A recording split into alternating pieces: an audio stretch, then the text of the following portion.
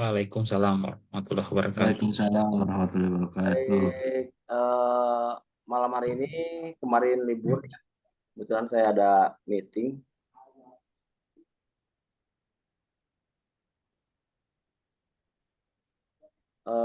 Hari ini saya akan bahas mengenai IC, belum ya IC ya? Belum, kemarin baru sampai transistor. Oke, saya ulas dulu sedikit mengenai tugas ya, Oh iya, saya belum. biar tambah paham. Tugas ini nomor 1 itu tipenya P channel, sifatnya jenisnya MOSFET, tipenya P channel, sifatnya active low ya. Dan jika gate-nya 9,5 volt, maka nilai VGS-nya negatif 9,5, sehingga syaratnya terpenuhi. Kesimpulannya seperti itu. Kalau syaratnya terpenuhi, maka kaki 1, 2, dan 3 bisa terhubung dengan kaki 6, 5, 6, 7, 8. Artinya listrik bisa menyeberang. Itu ya. Kalau aktif, kaki 1, 2, 3 ini bisa terhubung ke kaki 8, 6, 5, 8 ini terhubung. Ya, listrik ngalir.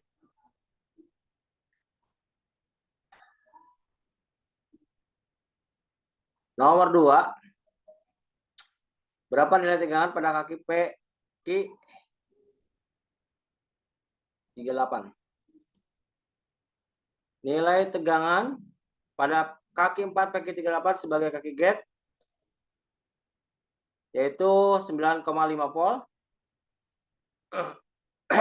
Nomor 3, hitung berapa nilai PGS pada komponen PQ38 dengan rumus PGS power gate Bitcoin Posot. Ini nomor 3 udah jelas, negatif 9,5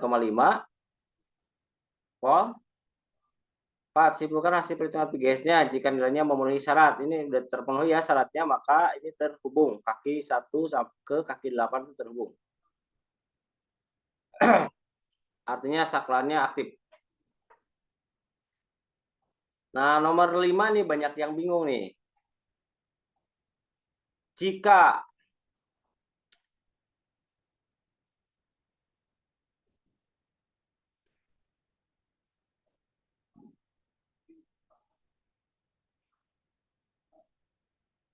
nomor 5 ya banyak yang bingung ya.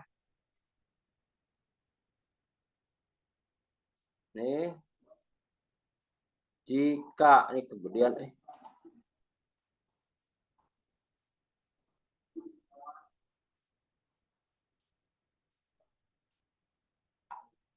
nomor 5 itu jika pada kaki 4 PQ38 tegangannya 19 volt, tentukan komponen apa saja yang kemungkinan rusak. Nah, ini mestinya jawabannya dideskripsikan atau lebih detail ya. Detailnya seperti ini. Jika di kaki 4 ini bernilai tegangan 19 volt, begitu ya. Jika kaki gate ini bertegangan sebentar. Jika di sini tegangannya 19 volt kaki gate, maka tentukan komponen mana saja yang kemungkinan rusak. Nah, ini pertama, jika R1 maka di sini menjadi 19 volt. Kenapa? Karena fungsi pembagi dividernya tidak ada ya. Fungsi pull down-nya nggak ada untuk menarik tegangan ke drone-nya nggak ada. PR131 putus gitu. Harus detail ya. Biar paham. Selanjutnya PC83 ini kerusakannya jebol sehingga tidak bisa menahan listrik DC, jebol ke sini. Kalau sini jebol berarti kan listriknya alirnya lewat sini, nggak lewat divider. Maka dia ngalir ke sini set sampai ke kaki gate ini 19 volt. Jadi PC83 kerusakannya jebol.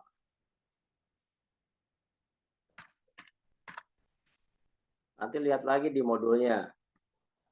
Selanjutnya, yang kemungkinan rusak adalah PEKI 39. PEKI 39 jebol. Ya. Kalau jebol, ini kaki 1 dengan kaki 6 langsung terhubung tanpa harus terpenuhi syarat aktifnya. Ini terhubung, jadi jebol ke sini. Artinya kalau ini jebol, maka listrik tidak mau lewat di feeder, tapi akan lewat ke sini. Lewatnya 19 volt gitu. Mengingat sifat listrik itu akan mengalir melalui jalur yang mulus. Begitu. Ya. Satu lagi yang kemungkinan rusak adalah PEKI 38 ini.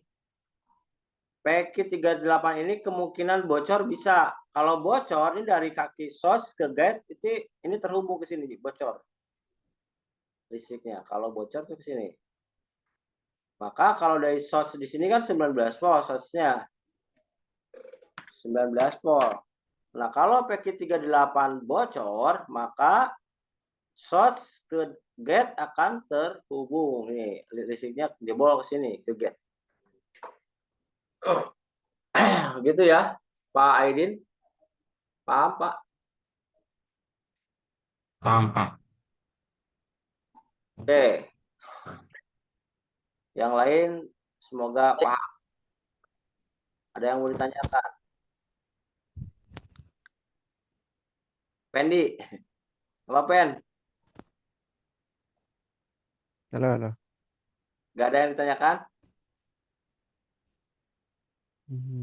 Apa ya? Tunggu ya.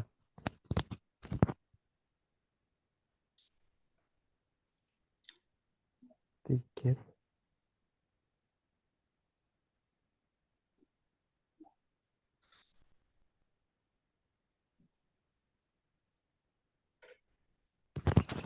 Kalau MOSFET itu bukannya untuk contohnya seperti keran dia buka tutup begitu Pak Ya, cara kerjanya.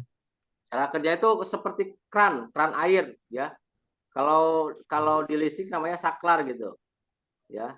Jadi seperti saklar gini. Saklar Jadi kalau aktif dia terhubung truk ya. Kalau tidak aktif dia berarti tidak nyambung begitu. gate-nya berarti sebagai umpan ya, umpan. Gate-nya sebagai energi penentunya gitu ya, sesuai rumus. Jadi sebagai tegangan Iya. penentunya itu gate-nya gitu. Kalau aktif low Penentu. ya, berarti gate-nya harus lebih rendah, minimal lebih rendah 2 volt aja dari source-nya gitu. Maka nilainya akan minimal negatif 2 volt begitu. Kalau aktif high ya, nilainya gate itu harus lebih tinggi, minimal lebih tinggi 2 volt. Sehingga nilainya nanti PGS-nya plus gitu. Lebih besar sama dengan positif 2 volt. Gitu ya. Jadi kalau Berlaku di Ya. semua kode itu, Kang? berlaku di semua transistor baik MOSFET ataupun BJT. Kalau BJT beda istilah saja. Kalau di BJT kan namanya basis itu. Ya, basis kolektor emitor. Kalau di MOSFET itu gate, source dan drain. Gate, source dan drain. Ya, jadi yang membedakan adalah istilah saja. Prinsip kerjanya sama saja sebagai saklar otomatis. Begitu. Ya. Jadi kalau belum aktif dia belum terhubung kakinya. Kaki source ibaratnya ini source ini drain. Kalau belum aktif dia belum terhubung, tapi kalau udah aktif dia terhubung. Gimana?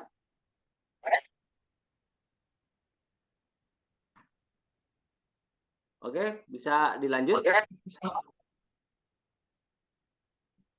Oke ya.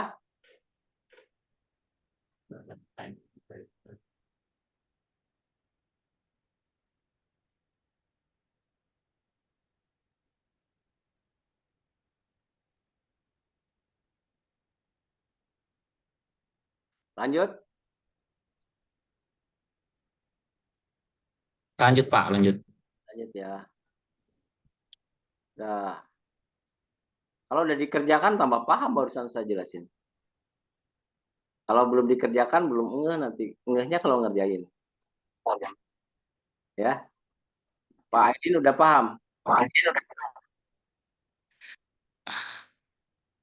Aduh, tunggu Pak, delay jaringannya.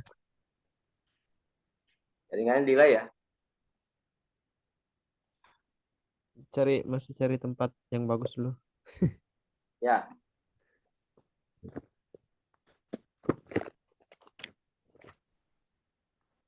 Cari tempat yang sinyalnya bagus, Pen.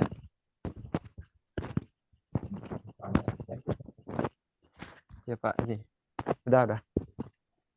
Udah. Bisa kita lanjut. Lanjut, Kang. Baik, untuk selanjutnya adalah komponen yang terakhir namanya IC ya. Ini penting sekali Anda pahami bahwa IC itu kepanjangannya Integrated Circuit. Artinya Integrated Circuit adalah sebuah papan sirkuit atau sebuah komponen yang saling terintegrasi gitu antara kaki satu dengan kaki yang lainnya begitu. Makanya disebutnya Integrated Circuit. Jadi sirkuit yang bolak-balik gitu ya. Ada yang keluar, ada yang masuk lagi ke IC, ada yang keluar lagi, ada yang masuk lagi kayak gitu. Maka untuk kode IC namanya U ya, kodenya itu U. Atau kalau Anda ketemu kode PU, ini juga IC ya, PU. Yang menjadikan dasar kodenya adalah U. Kalau P hanya penambahan saja. Biasanya setelah U diikuti dengan nomor ya, misalkan PU1 atau PU2 gitu dan seterusnya. Ya. Fungsinya itu IC itu fungsinya sebagai terminal tegangan dan terminal data. Kenapa disebut terminal tegangan dan terminal data? Karena IC itu tempat keluar masuknya tegangan dan data begitu. Ya. IC inilah yang membuat antar komponen, antar rangkaian bisa berkomunikasi. Kayak misalkan dari USB bisa berkomunikasi, bisa terbaca gitu kan. Sehingga bisa ditampilkan ke layar itu karena adanya IC, ya. Nah, IC itu ada data gitu. Jadi tempat keluar masuknya data. Atau dengan kata lain, ya, sebagai terminalnya tegangan dan data gitu. Ya, tempat keluar masuknya data. Dengan kata lain juga, IC dapat disebut sebagai otaknya sebuah rangkaian elektronika gitu ya. Gitu ya. Oke. Jadi kalau misalkan rangkaian regulator 3 dan 5 pol, nah berarti kan si IC itulah sebagai otaknya gitu. Dan komponen elektronika yang lain sebagai pendukungnya begitu. Kayak transistor, resistor, MOSFET itu sebagai pendukung. Ya. Selanjutnya, IC itu ada tegangan kerja, ini parameternya nih. Ini yang harus Anda pahami. Parameter untuk IC adanya tegangan kerja. Ini dibutuhkan oleh semua IC apapun membutuhkan tegangan kerja. Nah, tegangan kerja, nama signalnya, contoh signal tegangan kerja, ada nama PCC, ada PDD, ada pin, ada DC-in, dan lain-lain. Itu tegangan kerja. Ada PCC, PDD, pin, terus ada juga DC-in, ada AC-in, ya banyak. Pokoknya ada in, ada PCC, PDD, pin, nah, itu tegangan kerja. Apa itu tegangan kerja? Tegangan kerja adalah suatu tegangan yang dibutuhkan atau tegangan awal yang dibutuhkan oleh IC tersebut untuk aktivasi dirinya. Begitu. Ya, yang akan diolah, tegangan yang akan diolah oleh IC itu adalah tegangan kerjanya gitu. Ya. Itu. Selanjutnya ada tegangan perintah. Tegangan perintah contohnya ada N0, N1, N2, ENC, N-trip, Piron, ada VREG, ada tone, timing on, dan lain-lain. Lah, banyak. Ya. Nih contohnya. Mau lihat contoh skematiknya? Mau Pak, saya nggak bingung. Lagi nulis dulu. Ada yang nulis nggak?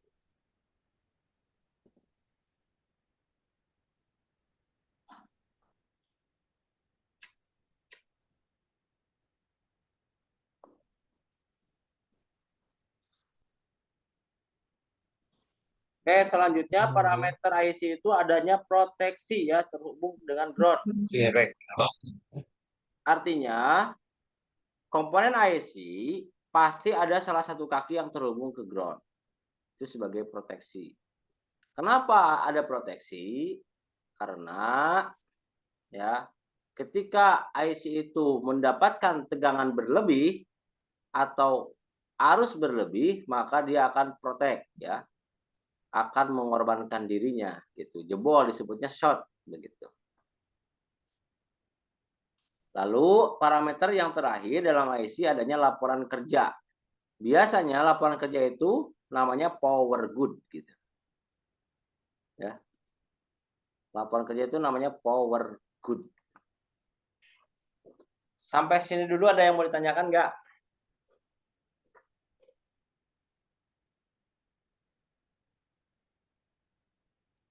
Kalau nggak ada, Berat. saya mau diajak. Kalau misalkan pengen tahu kaki-kaki ininya harus ngelihat di datasheet ya Kang ya.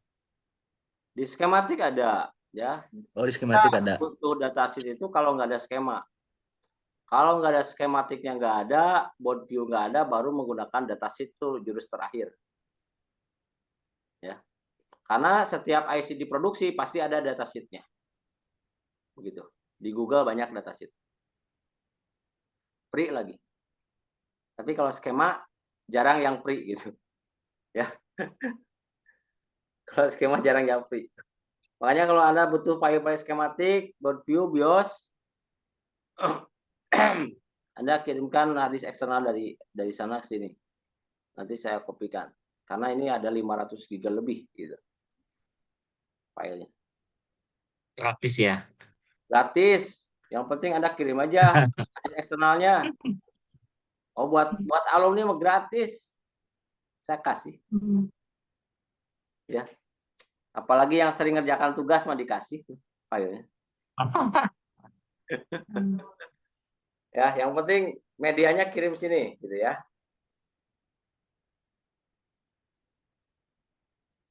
Oke ya. Bisa dilanjut? Kita lanjutkan contoh tegangan kerja PCC, PDD, PIN dan lain-lain. Ini contohnya nih. Saya bawa dulu ke rangkaian ya.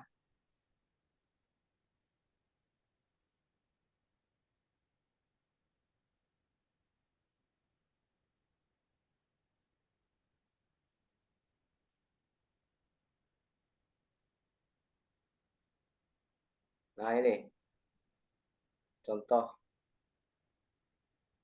Di sini ada pin kan? Ini pin nih, kaki pin.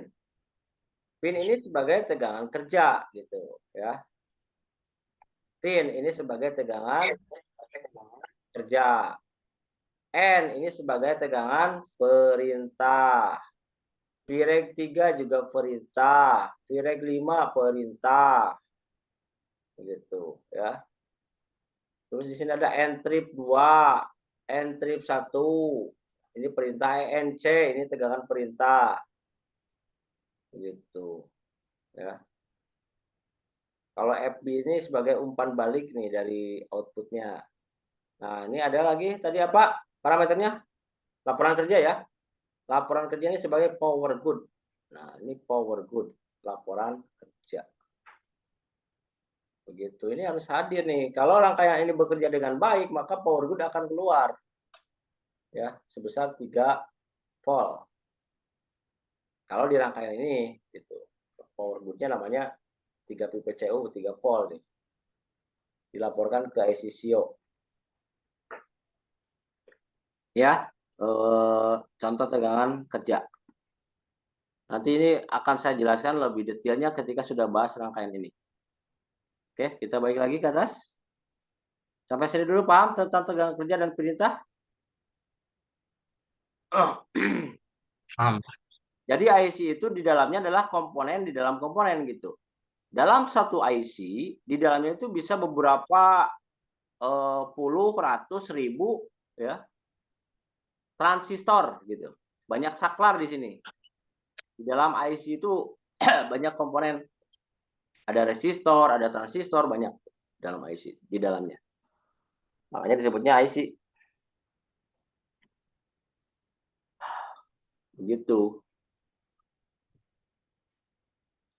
Apalagi prosesor pasti banyak banget itu transistornya, bisa nyampe jutaan tuh. Jumlah transistornya di dalam prosesor itu. Ya. Oke, kita balik. Ini udah direkam ya. Biasanya nanti ada yang minta soalnya, minta pembahasannya. Enggak, Pak. Gimana? Sudah direkam. Udah ya. Nih, barusan sampai sini. Jenis-jenis IC itu ada IC device ya. Ini IC device. IC device itu apa saja contohnya? Sound, WiFi, USB, webcam, mousepad, touchpad, LAN dan lain-lain. Ya. IC ini boleh dilepas atau dibuang jika rusak. Karena motherboard tetap akan menyala, hanya fungsi dari IC device yang dilepas tidak akan berfungsi. Itu ya. Karena IC device ini sebagai perangkat periferal atau perangkat tambahan yang sering Anda install driver setelah install Windows. Nah, ini untuk mengaktifkan IC ini gitu. IC device ya, agar bekerja maksimal. Misal ketika IC sound dilepas atau terlepas, motherboard boleh diberi sumber tegangan dan dinyalakan, maka motherboard akan tetap menyala. Itu karena IC sound tidak termasuk komponen utama, melainkan komponen tambahan, gitu ya. Cuma nanti suaranya nggak ada, itu doang. Laptop tetap hidup tanpa IC audio, laptop hidup normal. Hanya ketika mau muter musik nggak ada suara, gitu. Selanjutnya tipe kaki, nih. Tipe kaki itu ada tipe kaki yang kelabang. Ini biasanya pakai angka ya, kelihatan secara fisik. Ini biasanya kalau bentuknya seperti ini kaki satunya yang ini nih, satu. Jadi dari ini biasanya ada titik nih asli. Nah, di sini. Jadi sebelah kiri tanda titik ini satu nih. Ya. Ini satunya dari sini, satu, dua, tiga, dan seterusnya ini dihitung berlawanan arah jarum jam. Ya. Ini cara ngitungnya seperti itu.